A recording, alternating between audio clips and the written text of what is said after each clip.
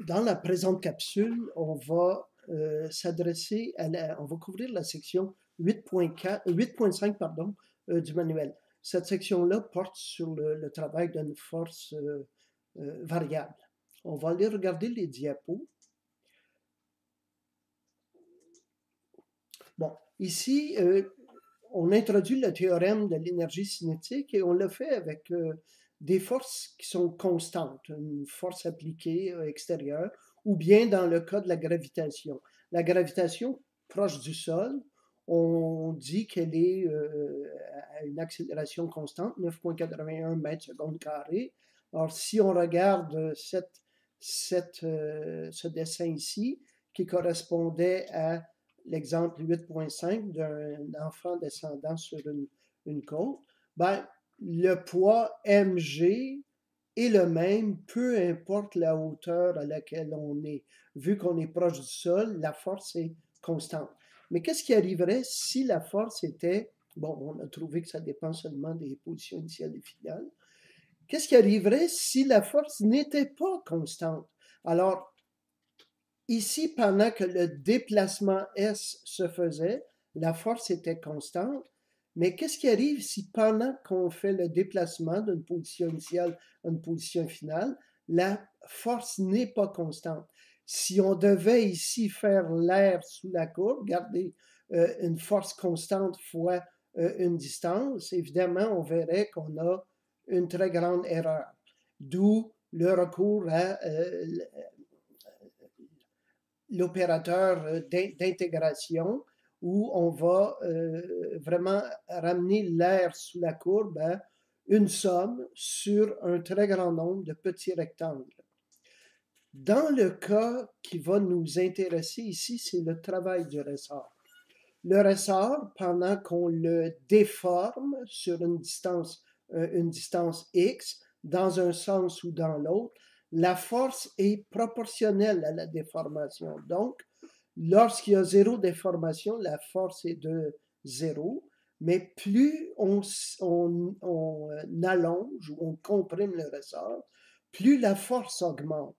On le voit ici, le graphique de la force en fonction de la déformation. Ben, la déformation augmentant, la force augmente. Or, pour trouver le travail de ce ressort-là, il faudrait produire l'air sous la courbe. On peut le faire de façon purement géométrique ici, en regardant que cette aire-là, c'est celle d'un rectangle de hauteur moins kxi et de largeur xf moins xi, plus la moitié du rectangle de largeur xf et xi moins xi et de hauteur moins kxf moins kxi. Alors, c'est ce qui est illustré ici. Je vous laisserai à vous le plaisir de refaire toute cette multiplication-là et le résultat qu'on trouve est le suivant. Si on devait le faire, bon, et encore là, point important, la réponse ne dépend que des positions initiales et finales. Ce qu'on veut dire par là, c'est que si une position initiale est celle-ci, ou au zéro, on s'en va dans une direction et si on revenait et on repartait, le résultat serait quand même dû seulement à la différence entre les positions initiales et finales. Et c'est ce qu'on va appeler, comme pour la gravité, une force conservative au chapitre 9. Si on l'avait fait par l'intégrale,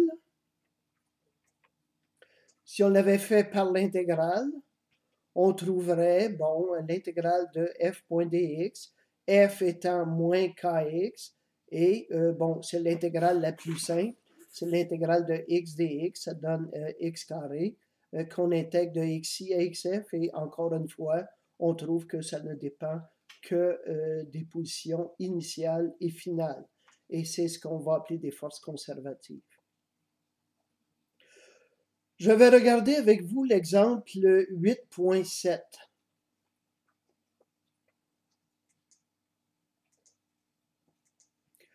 Dans l'exemple 8.7 qui est à la page 248 du manuel, on va aller regarder rapidement ce qu'on en dit à la page 248. On a une caisse de masse 20 kg qui glisse sur un plancher avec frottement.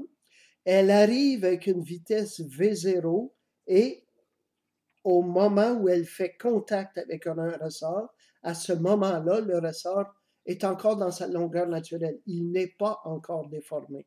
On va avoir deux questions. Quelle est la compression maximale du ressort? La caisse arrive ici et va en quelque sorte échanger son énergie cinétique pour faire un travail de compression sur le ressort. Or, initialement, on a de l'énergie cinétique dans le ressort et finalement, on va avoir un ressort qui est complètement comprimé. Toute l'énergie cinétique va avoir été échangée contre un travail de compression du ressort. La deuxième question, ce sera quelle est la vitesse de la caisse lorsque le ressort revient à sa position naturelle? C'est-à-dire qu'après avoir été comprimé, le ressort va se détendre, et c'est à voir à la page suivante. Le ressort va se détendre.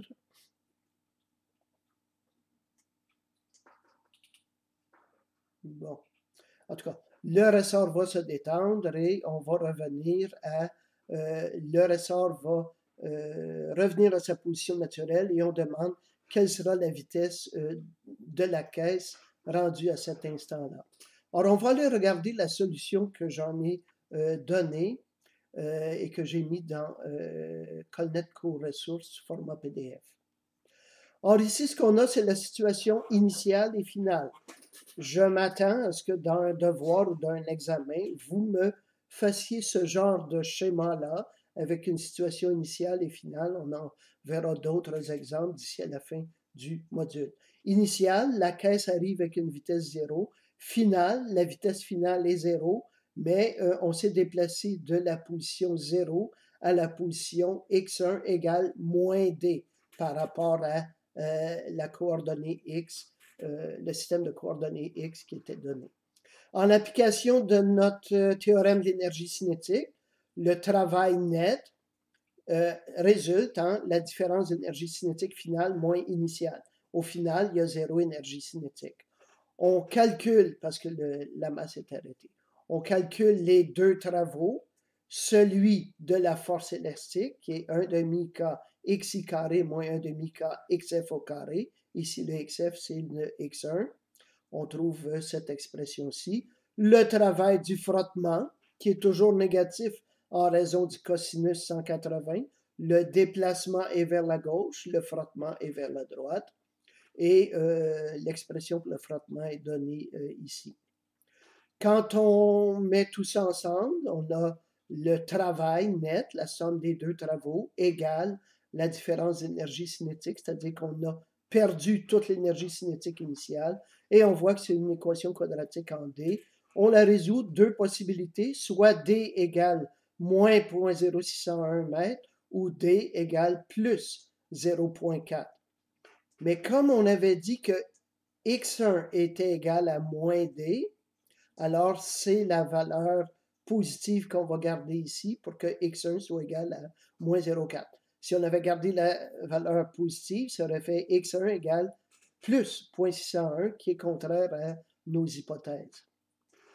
On va aller regarder la deuxième partie. Bon, au retour, on est parti d'une position avec une vitesse initiale nulle et on cherche la vitesse finale lorsque le ressort sera complètement détendu au moment où la caisse continuerait d'elle-même.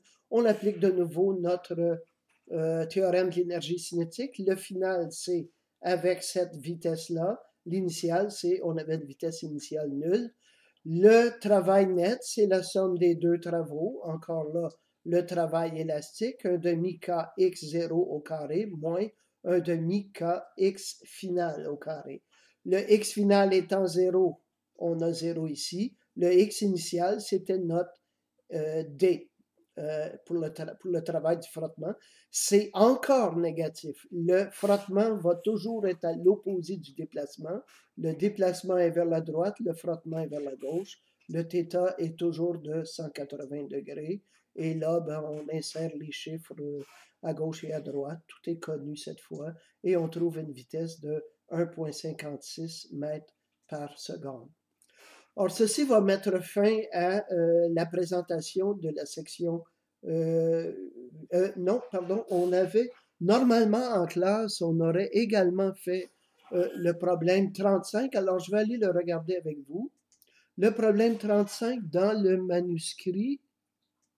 Bon, dans le manuscrit.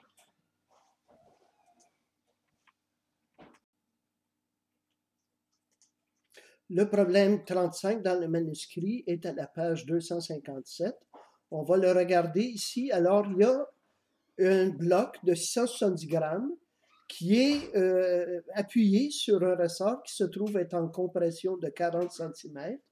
On a une force externe qui est appliquée sur lui, une force dont on ne connaît pas la valeur, la grandeur, et la force va, le ressort va pousser sur le bloc et on va avoir un déplacement total de 1,20 mètres. Ça veut dire qu'on part d'une compression de 40 cm, on finit avec une extension de 80 cm. La vitesse du bloc à la fin est de 2,30 mètres secondes et on nous demande de calculer les différents travaux, celui du ressort, de la gravitation, du frottement et de la force extérieure. Encore là, on va aller regarder la solution que je vous en ai préparée. Alors, si vous regardez, situation initiale, le bloc est en compression de moins 40 cm. Situation finale, le bloc est en extension par rapport au ressort de 80 cm. Il y a la force externe qui est ici, qui n'a pas été indiquée. Le travail du ressort, 1 demi kxi carré moins 1 demi kxf carré. Le xi ici est de moins 0,4 mètres, compression. Le xf est de 0,8 mètres. On entre les chiffres et on trouve moins 5,09 Newton-mètre. Le travail du ressort est global et négatif. Pourquoi négatif? Au début, dans la première portion, le déplacement et la force du ressort sont dans la même direction. Donc, à ce moment-là, le travail du ressort serait positif. Mais par la suite, le déplacement est vers le haut, mais la force élastique est vers le bas. Le travail serait négatif et la somme des deux donne en effet un chiffre négatif. Le travail de la gravité est P.S, c'est-à-dire la grandeur du poids, fois la grandeur du déplacement, fois le cosinus de l'angle qui est entre les deux. Si vous regardez ici, on a 90 degrés vers le bas, plus le 15 degrés du plein incliné. C'est donc un angle de 105 degrés et ça donne un travail négatif pour la gravitation. Je l'ai réécrit, on a montré que le travail de la gravité pouvait aussi être vu comme moins mg delta y. Le delta y ici, c'est cette grandeur-là. Et cette grandeur-là, c'est le côté opposé à l'angle par rapport à l'hypoténuse de 1,20 m. On a 1,2 sinus 15 degrés. Nous savons ici par la définition du problème que le delta y est positif. Et on introduit tous les chiffres et ça donne bien le même résultat. Le travail du frottement, la grandeur du frottement fois la grandeur du déplacement fois le cosinus de l'angle qui est entre les deux, moins 1,14. La dernière chose qu'on nous demandait, c'était le travail de la force extérieure. Mais on ne nous a pas donné la grandeur de la force extérieure. Or, on va devoir utiliser le théorème de l'énergie cinétique pour trouver le travail de la force extérieure. On sait que le travail net, la somme de tous les travaux, résulte en la différence d'énergie cinétique. On nous donne la vitesse finale qui est 2,30 mètres secondes.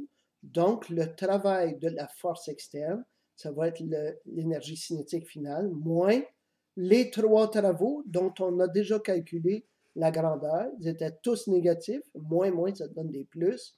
Et on va trouver que le travail de la force extérieure est de 10,04 Newton-mètre ou joule. On ne nous le demande pas dans l'exercice, mais on aurait pu alors en supposant que la force extérieure soit constante, on aurait pu trouver en tout cas la grandeur moyenne de cette force-là, qui est son travail divisé par le déplacement, 8,37 Nm. Ceci complète vraiment notre présentation de la section 8.5. Dans la prochaine capsule, qui sera sans doute beaucoup plus courte, on va introduire la notion de puissance. Alors, je termine ici.